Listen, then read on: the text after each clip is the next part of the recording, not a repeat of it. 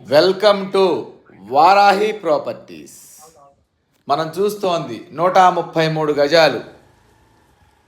దీని వెడల్పు 24, పొడవు 50. Double bedroom house.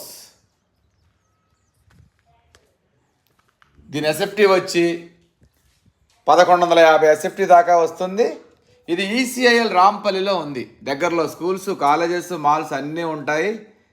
Cherlapalli railway station 3 కిలోమీటర్లు ఉంటుంది. ఈసీఐఎల్ 10 కిలోమీటర్లు ఉంటుంది. గట్కేసర్ ఓఆర్ఆర్ 3 కిలోమీటర్లు ఉంటుంది.